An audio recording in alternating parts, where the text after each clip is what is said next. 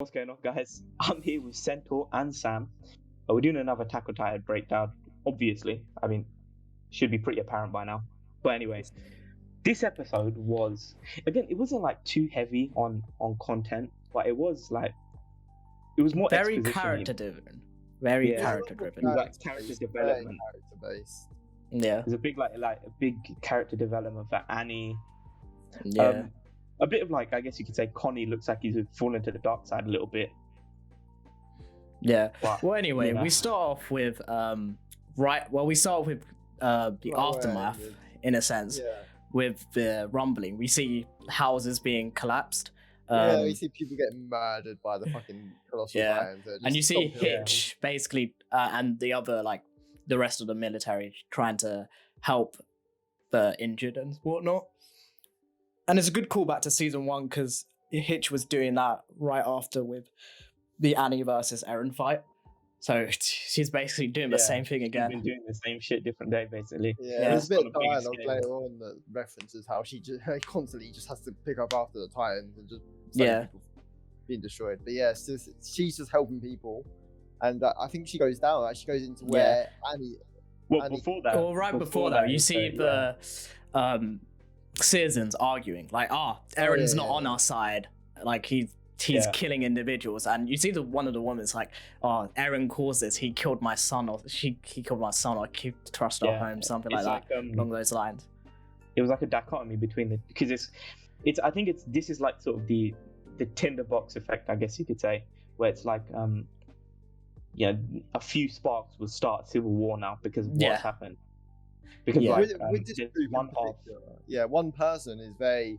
He's very much like, oh, Eren sacrificed everything for us. He's murdered these people Yeah. for us. Shinzo Sasage. Yeah, Yeah. But the whole group, the whole crowd, come to the agreement that they all start yelling. Eren, Yeah. Not the whole crowd. No, not the pretty whole much all of crowd. them. well, No, 'cause you most see of the- them, you see a in the majority of background, them. You see in the background they start fighting. That's what I'm saying. Yeah. It's like the tinderbox effect. There's a Yeah. group of people that are heavily against what Eren is doing. There's a group of people that are heavily for what Eren's doing. Yeah. And then you see, I think Hitch goes into the basement, and then she notices that there's like coming Yeah, from she's Annie's walking, cage. Yeah, liquid footprints that she follows. Yeah.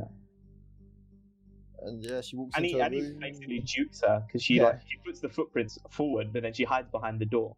Yeah. She jukes her, but it doesn't fucking work. Yeah, Hitch walks into the room and Annie kind of just grabs her, but then Hitch is too strong for her. Hitch kind of flips Well, it's over. not that she's too strong for her. Well, yeah, Annie's it was- weak. well, Annie's Annie's too weak. weak now. Well, I mean, Yeah. she's too strong because Annie's weak. That still counts Yeah. as being too strong. Yeah. She flips over, holds her, but then Annie kind of threatens her with transforming into. Yeah. We think it's bluff. She bluffs her basically. Oh She says, no, she 100% bluffs her. Yeah. Yeah. She says, I'm going to turn to the Titan. Hitch goes, oh, you're too weak. And he goes, Yeah. okay then, that's up to you. Yeah, we may as Yeah. well. But I think it's also like Hitch is really like kind of like reminiscing, I guess, because she's still their friend in a Yeah, sense. she's still her friend. And Yeah. I think she also accepted Annie's no more of a threat than the fucking colossal Titans are. That's Yeah. what Also, Yeah, but it's she's like, might as well let her go, and she's not going to do Yeah. any more damage than currently. Yeah, exactly. It's kind of like the worst has been done already. So Yeah. Yeah. What's going to change? it's essentially the end of the world at this point, so it's kind of Yeah. like they don't know what the fuck like to do at this point. But yeah, so we get kind of that whole showdown because there's someone knocking on the door, and then it cuts to Hitch and Annie in the barn with the horses, which Yeah. obviously shows that she didn't sell her out. But what ends up happening is Hitch and Annie get on a horse and they start riding away, I guess. yeah. Well, right before that, Annie mentions that she actually knows things that she mentioned that.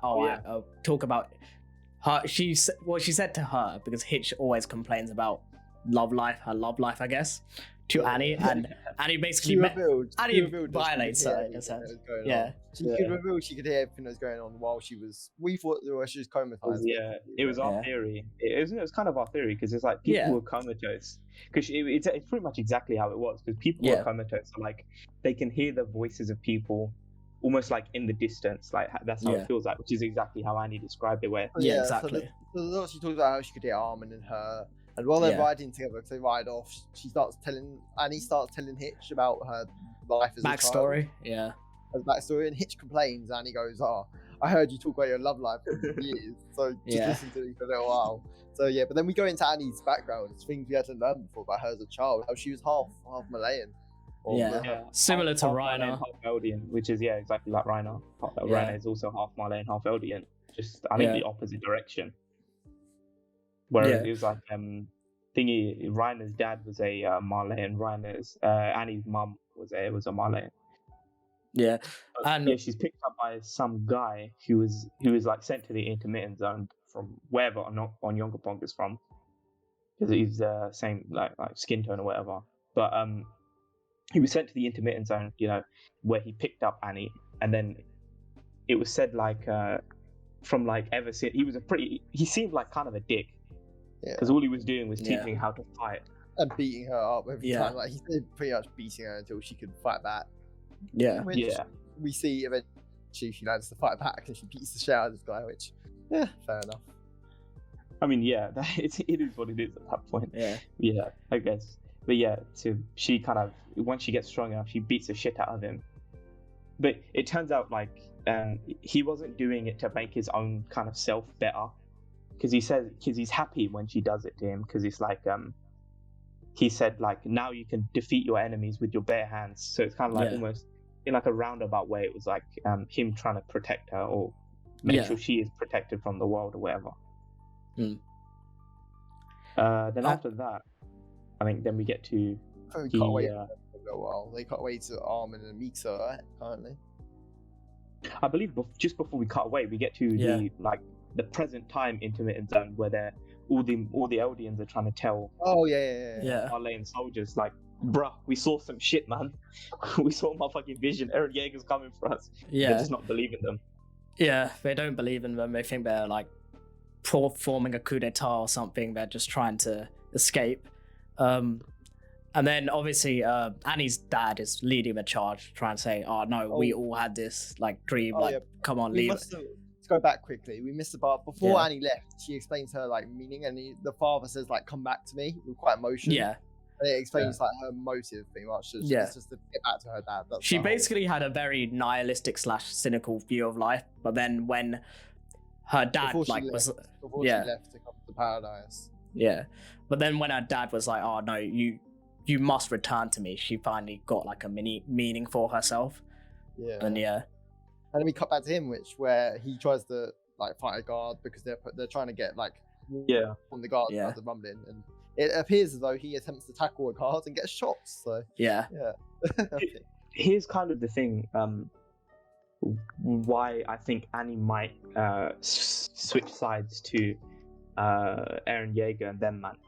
She was never doing what she was doing for the sake of Marley. She was doing it essentially for her adoptive parent. But he kind of like at the end, when he was having that conversation with Annie and saying like, "Come back to me," they don't show it, but I think you can kind of infer that he's like denounced sort of his original view of Marley. Like he doesn't like them anymore. He hates them, I guess you could say. Well, we don't know that, so I'm just speculating. But what I think it is like he was kind of saying like, I was wrong before about trying to train you to be an honorary Marleyan and a whatever they call them. What do they call them? Like candidates? Yeah, soldier candidates, just tying candidates basically. He kind of like denounces that original idea, and he wanted her to stop, like don't do it. But she obviously she'd already become a Titan shifter at that point, and she was about to go. I believe that's why like she couldn't, like stop now, because she would have just died anyway. Yeah. But I think what it was that's why maybe there's a possibility she changes sides just to like, because it's like it was never about Marley for her. Where with Reiner, it was kind of Reiner, even Gabby, Falco, Porco's brother when they went there.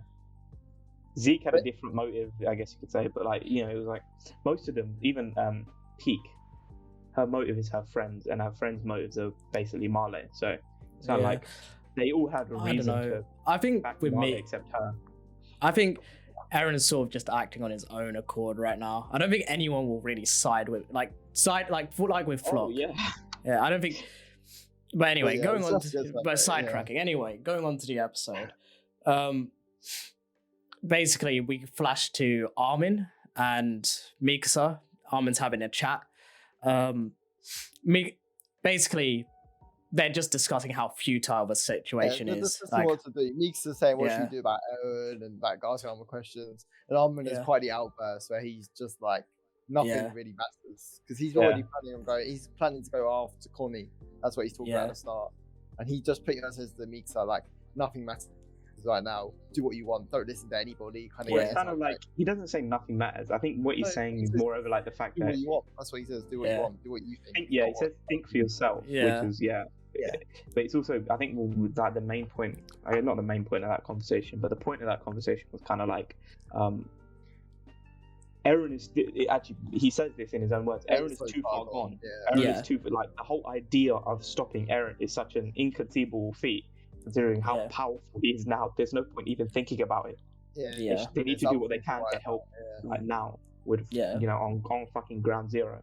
Aaron is doing his own shit. He's gonna finish the rumbling. Because what Armin's focusing on doing at the moment, he's kind of discussed this, is he's focusing on after the rumbling and like getting everyone together because he wants Gabby to be on his side and trust him, so that they can stop the continuation of like fighting for the Titans and fighting for the Titan shift compatibility.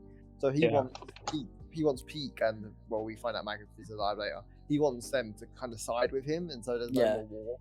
So that's why he's primarily going to get Falco and save Falco. So Gabby will trust him, and he can use Gabby to kind of be like, "Oh, be on our side." Yeah, Armin's sort of realizing there's no point in further bloodshed because, what's happened is happened now. The rumblings have happened. He's just focusing on the. I kind of had a thought. So it was said that Eren can the founding Titan can like change the bodies of Eldians to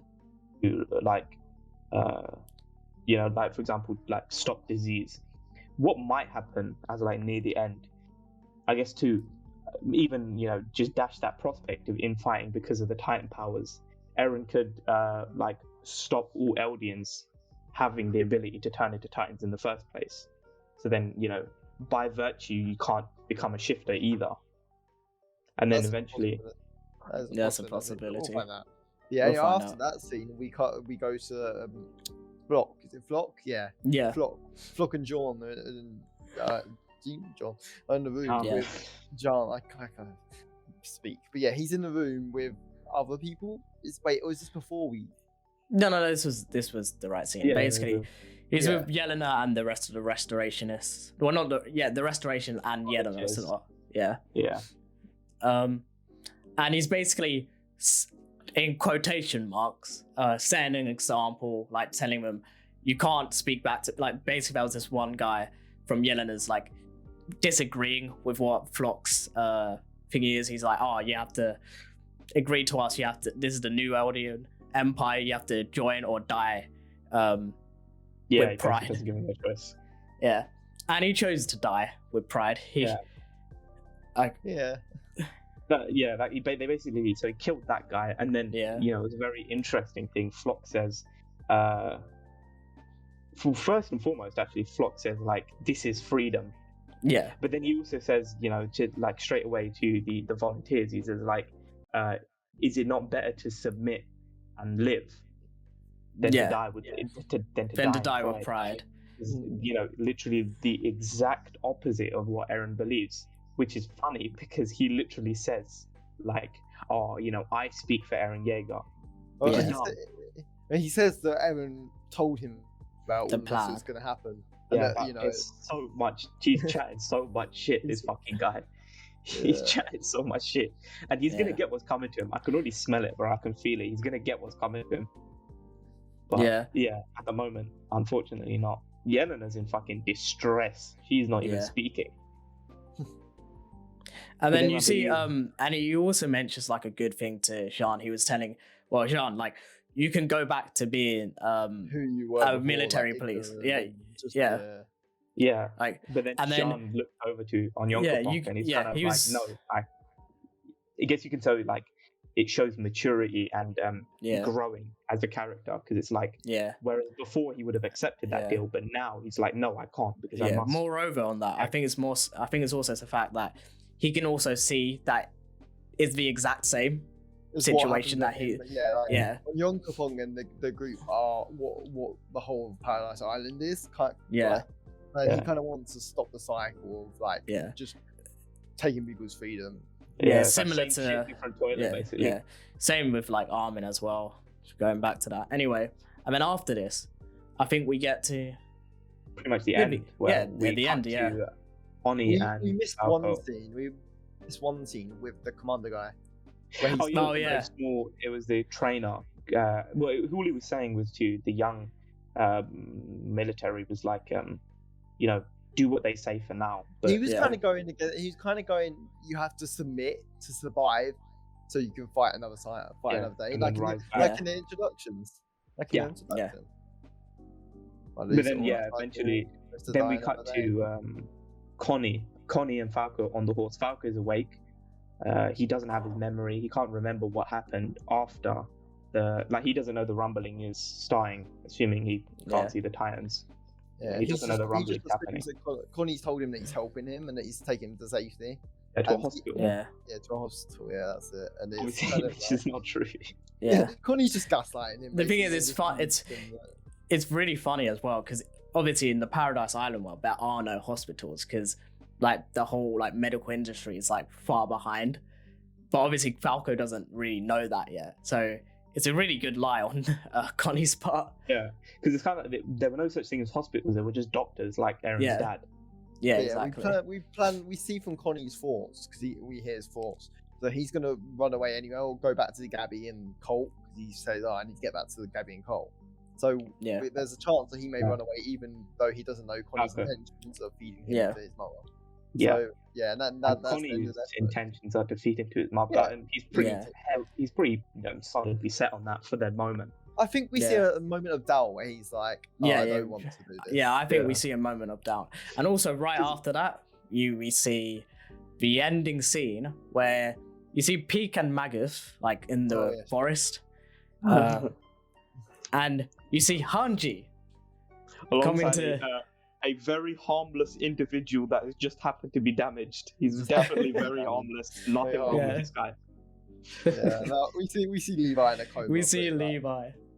Yeah, it's kind of upsetting to see him like that, but at least he's alive.